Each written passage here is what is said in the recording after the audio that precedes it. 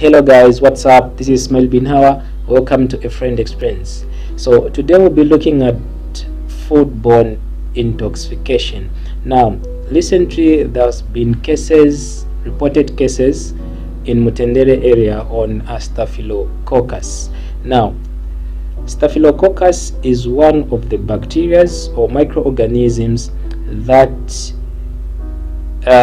causes food intoxication. Remember last time we discussed about food infection, whereby in food infections you are consuming or you are ingesting the actual microorganisms, then they cause a disease. But with food intoxication, this is whereby you are eating the toxins of these microorganisms, and Staphylococcus is one of those microorganisms that produces different intoxications. Now to just take you briefly to understand what food intoxication is. So these are just illnesses or diseases resulting from consumption of food contaminating with intoxicants. Now these intoxicants, they can be biotoxicants, meaning the toxicants that are produced by tissues of animals or plants, and there are metabolic products which are called toxins that are formed due to metabolic reaction excreted by microorganisms while multiplying in food. And also there is poisonous substances. Now these can be poisonous substances can be the chemicals that maybe we use in our homes, and this can be either added to the food intentionally or unintentionally during preparation and processing of food or transportation. Now one of the characteristics of foodborne intoxication is that they have short incubation time compared to foodborne infections, and that they lack fever. So there are actual number of food intoxications, and this can be classified as bacterial intoxications, fungal intoxications, chemical intoxication, plants and animals like poisonous.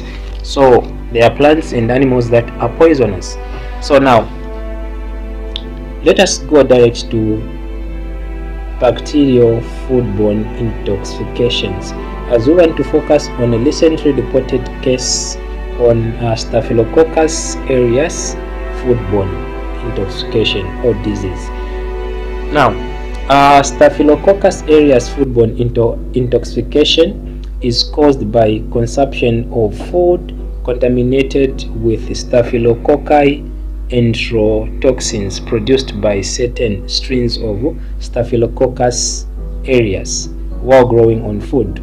Now these are just toxins that are produced, as this type of a bacteria, Staphylococcus, is trying to grow on food. When we say to grow on food, multiply on food, so they produce certain enterotoxins on food. Now when you consume the food that contains those produced enterotoxins, this is now where you get sick. It is those intoxicants that will make you sick.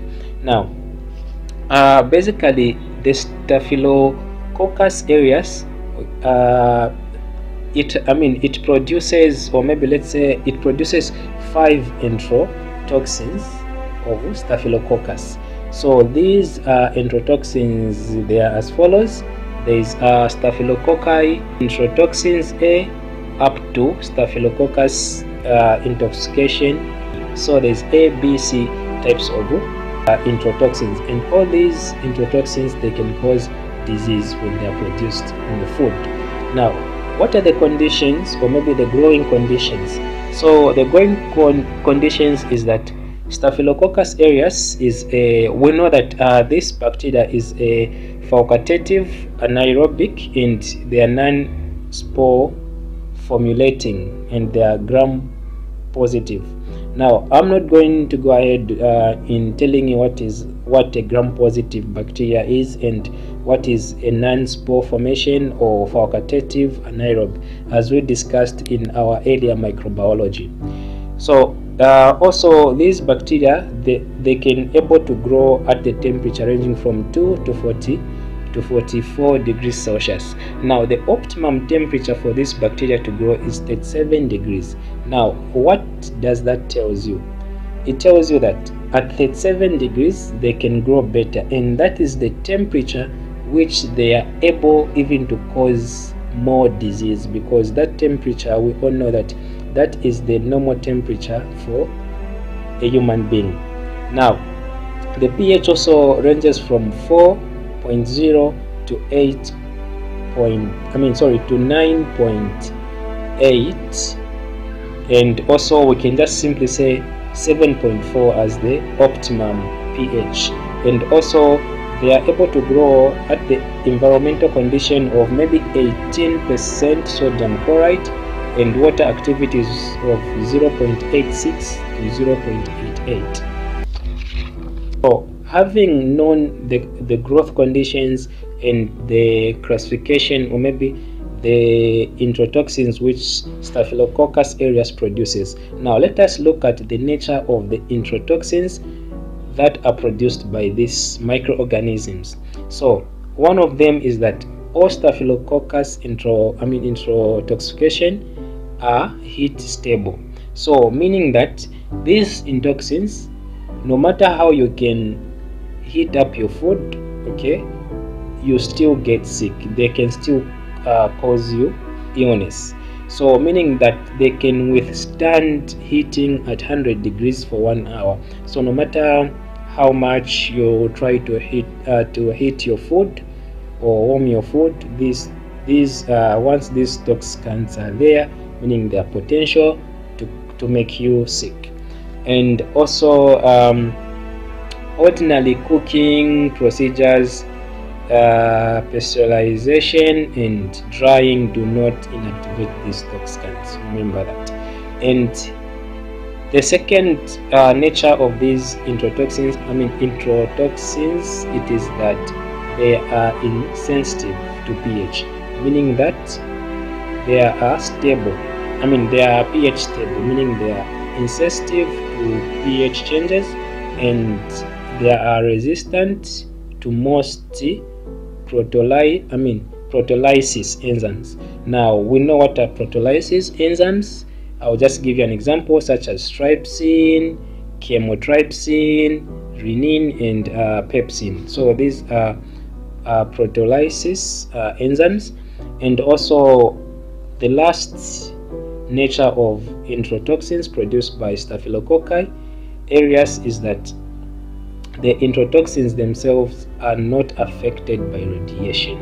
So we said they are heat stable, they are resistant to proteolysis enzymes, and also they are not affected by radiation, and they are pH stable. They can withstand pH changes, which makes that easy for you to get sick. Now, the reason why we are saying this is because we want to come up with the ways on how we can try to protect our food or maybe prevent any illness that might result from any Staphylococcus outbreak. In terms of competition with other microorganisms, is that Staphylococcus aureus is a poor competitor, and therefore it grows poorly or not at all when growing with other microorganisms. So because of this, majority of Staphylococcus aureus is that food poisonings are due to foods in which microbial flora is substantially reduced, and as such as cooked, cured, or pasteurized foods. So meaning that only time that these Staphylococcus they can contaminate or they can be on your food is when the food is already cooked and the food is already prepared. So what are vehicle foods, or maybe what is the mode of transportation? So milk and milk products, including pasteurized milk, can be a source of Staphylococcus aureus. Yogurts, chocolate milk, cream filled with pastries, also poultry, fish, fermented milk, salads, eggs and products, vegetables and cereal products. These are many food sources for Staphylococcus aureus. Then let us talk about the reservoirs, like where do we find these Staphylococcus aureus?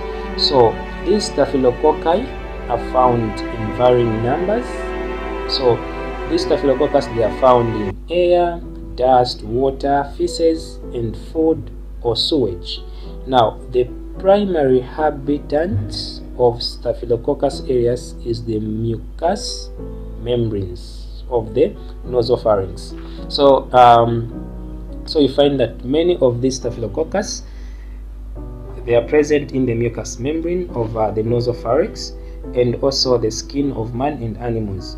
So the organisms is in food, is also in nose, skin, saliva, intestinal contents, and in feces.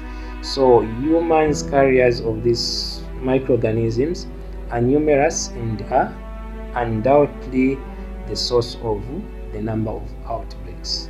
So one of I would say one thing that makes this difficult to deal with is that the Staphylococcus, they can also appear as the normal flora on a human body, so hence it is difficult. So you find that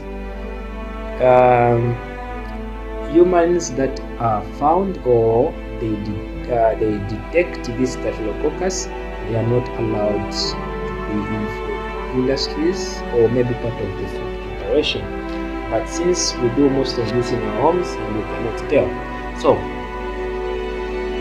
let us look at the symptoms the symptoms resulting as the Staphylococcus intoxications.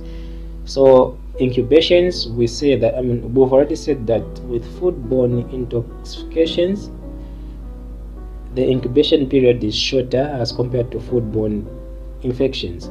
Now, for Staphylococcus, incubation period is 1 to 6 hours after consumption of food contaminated with at least 1.0 micrograms of enterotoxins produced by these microorganisms. So clinical signs include salivation, nausea, vomiting, abdominal cramps, sometimes diarrhea with prostrations. Then it has an attack rate of 5 to 100%, but fetal in children, elderly people, and other victims. So the duration of the illness can last from 24 to 42 hours. So now, after having the information about these Staphylococcus aureus and the toxins which they produce from food, now our main effort or our main focus is on the preventions, as these outbreaks, they continue to occur. So how can we prevent Staphylococcus aureus? So the following, I'll just run through. The following are the control measures. Number 1, practice good hygiene. Practice good personal hygiene, which also includes good personal conduct in food establishment when handling food, use of spoons when serving foods to prevent cross contaminations of cooked food, also fast cooling of cooked food, and also keeping such food at a low temperature will help you to prevent Staphylococcus aureus. So that was from me, Ismail bin Hawa, a friend explains. I hope you guys, you've learned 1 or 2 things about these microorganisms and its enterotoxins that are produced. Stay safe, make sure you practice good hygiene. Peace.